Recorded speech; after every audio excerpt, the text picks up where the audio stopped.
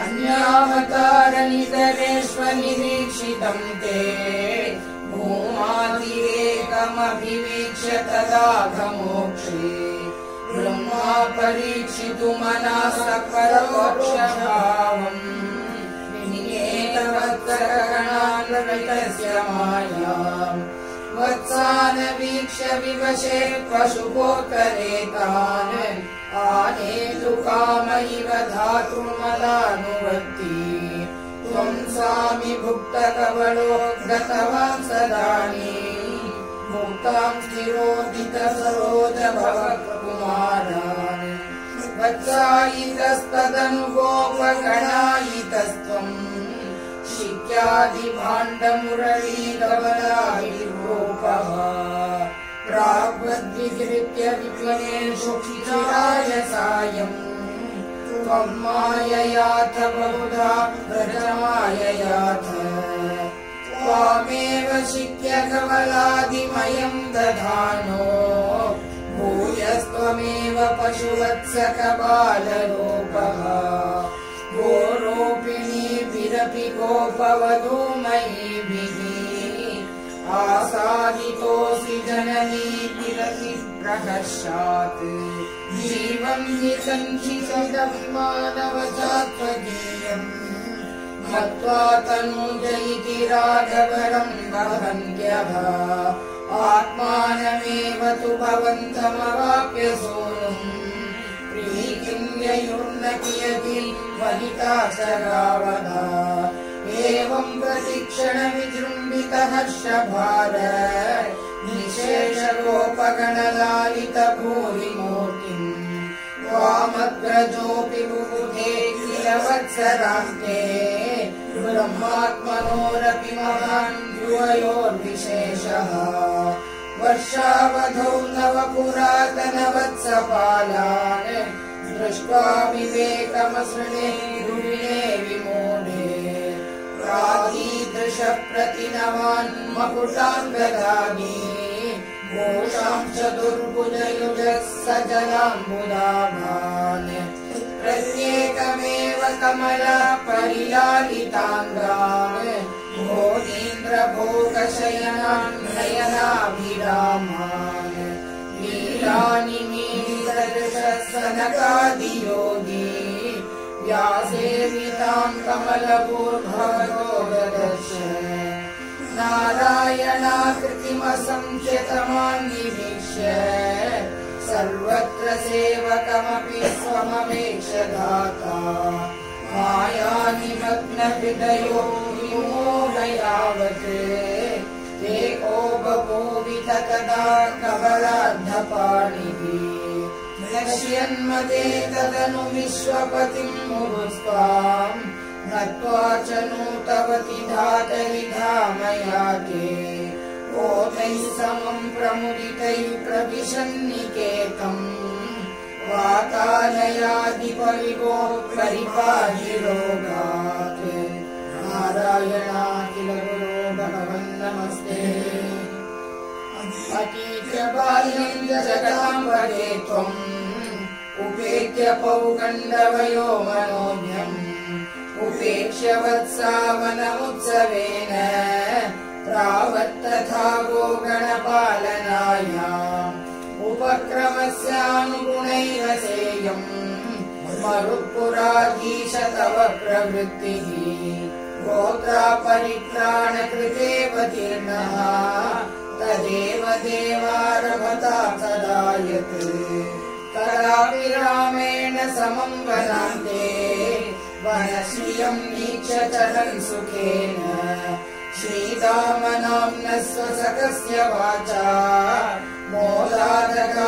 मोदादगाधेनुककाननं त्वम् उत्तालतालीनिवहे त्वदुक्त्या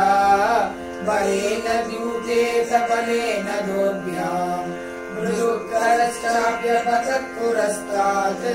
परोत्तरो धेनुकदानवोऽपि समुद्यतो धेनुकपालनेहम् कथं वधं धेनुकमद्य कुर्वे इतीव मत्वा ध्रुवमग्रजेन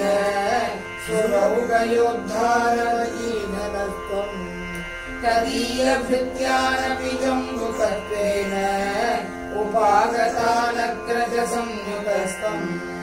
जम्बूफलानीव तदा निरास्तः कालेषु तेन भगवन्निरास्तः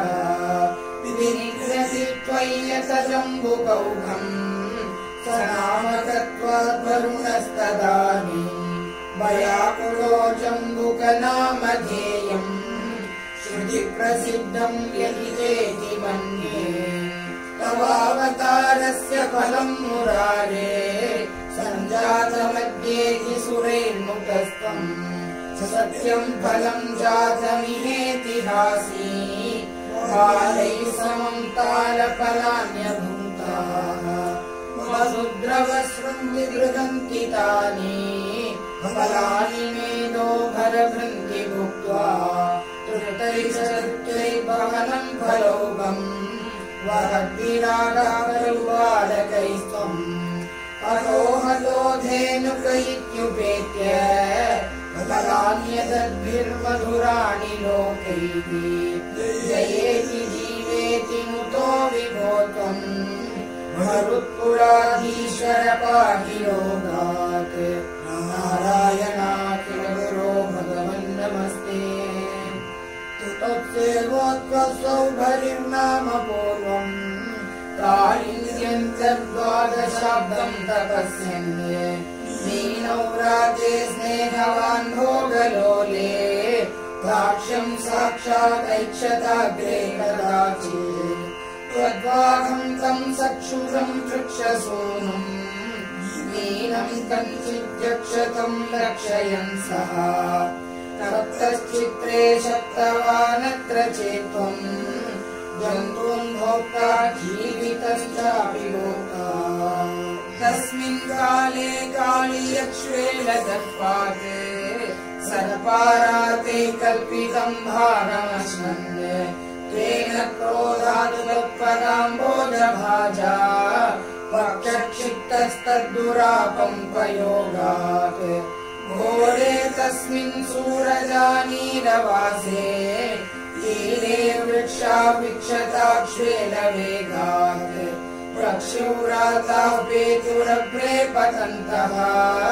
कारुण्याढ्यम् त्वन्मनस्तेन जातम् काले तस्मिन्नेकदासीरपाणिम्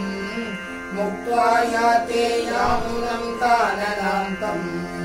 त्वय्युद्धामग्रीष्म भीष्मोत्पतप्ता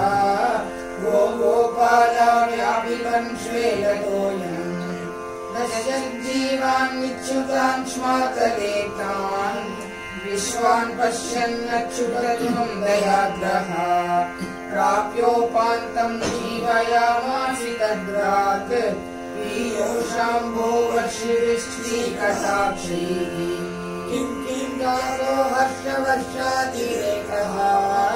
सर्वाङ्गेषु कितारोपसंहाः दृष्ट्वाग्रे त्वाम् त्वकृतम् तद्विदन्तः त्वामालिङ्गम् दृष्टनानाप्रभावाः गावश्चैवम् लब्धजीवाक्षणेन स्मितानन्दास्त्वाम् च दृष्ट्वा पुरस्तात् गावब्रुः सर्वतो हर्षबाष्पम् व्यामुञ्चन्तो मन्दमुद्यन्निनादाः रोमाञ्चोऽयम् सर्वतो नः शरीरे भूयस्यन्तत्काचिदानन्दमोर्चा आश्चर्योऽयम् श्वेलवेगो मुकुन्देति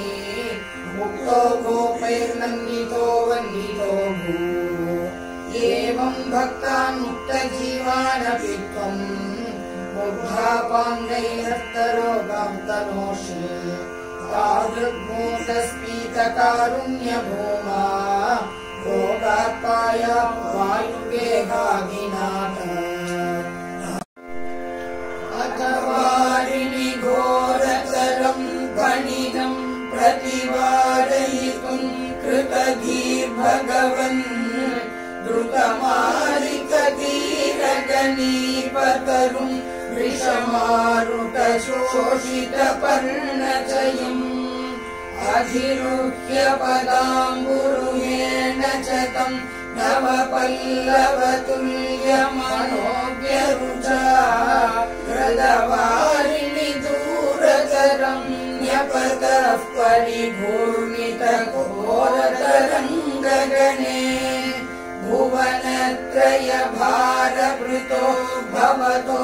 गुरुभारविकम्पितिरुन्धिजला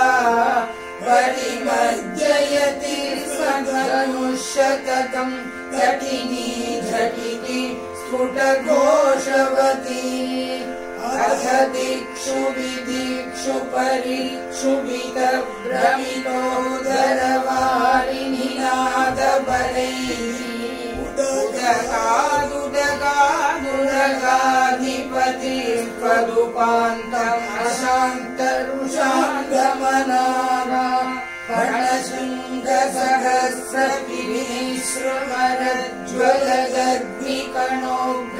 फणशृङ्गसहस्रपिणीश्वरज्ज्वलदग्निकणोग्रविषामुदरम् पुरतः पणिनं समलोकयता बभुशृङ्गिनमञ्जनशैलमिव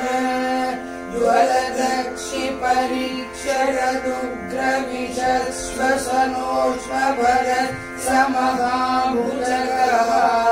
परिदर्श्य भवन्तमनन्तबलम् परिवेष्टयदस्फुटचेष्टमहो अविलोक्य भवन्तमताकुलिते तटगामिनि पालकधेनुगणे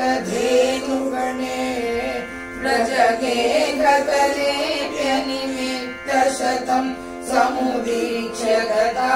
यमुनां पशुपाः अखिलेषु विभो भवदीयदशाम् अवलोक्य जिहासिषु जीवभरम् वैबन्धनमाशु विमुच्य जवाबुदगं यतहासजुषा भवता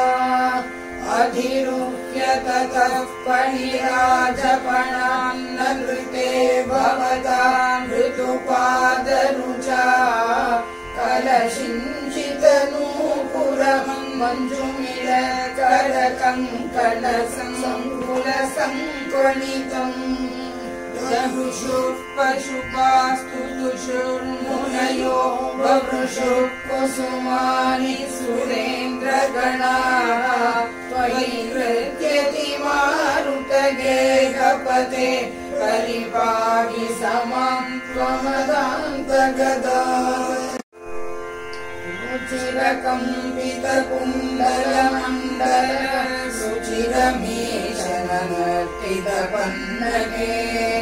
अमरताडितदुन्दुभिसुन्दरं वियति गायति दैवतयौवते नमति यद्यदमुष्य शिरोहरे परिविहाय तदुन्नतमुन्नतम् परिमथन् पदपङ्करुहाचिरं व्यगदता करतालमनोगरम् त्वदवभद्रविमुग्नपणागणे गलितशोणितशोणितपादसी फणिपताववसीदति सन्नतास्तदबलास्तव पादयोः अयि पुरैव चिराय परिश्रुत त्वदनुभावविलीनविलोहिताः मुनिभिरप्यनवाप्यपथैस्तवैर्नुमुरीश भवन्तमयन्त्रितम् फणिवधूजनभक्तिविलोकन प्रविकसत्करुणाकुलचेतसा फणिपतिर्भवताच्युतजीवितस्त्वयि समर्पितं मोतिरवानमत् रमणकं व्रजवारिधिमध्यकं फणिरिपूर्णकरोति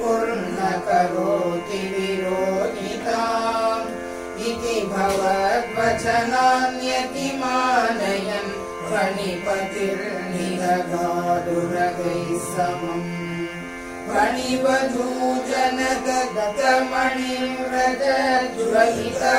फणिवधूजनदत्तमणिव्रजज्वलितहारदुकूल जगदैः प्रमदाश्रुविमिश्रितैः समगता स्वजनैः इव सावधो निशिपुनस्तमसा व्रजमन्दिरं व्रजितुमक्षमयेव जनोत्तरे स्वपिति तत्र भवच्चरणाश्रये तव कृशानुवृन्दसमन्तरः प्रबुधितानथ पालय पालये उदयदातरमान् पशुपालकान् अवितुमाशुपपाथमगाननं किमिह क्षेत्रमयं खलु ते मुखम् शिखिनिवर्णत एव हि पीतता वलिलसत्यगुणा क्रिययाप्यसो इति नुतः पशुपैर्मुदितैर्विभो हर हरे दुरितैः सह मे गदा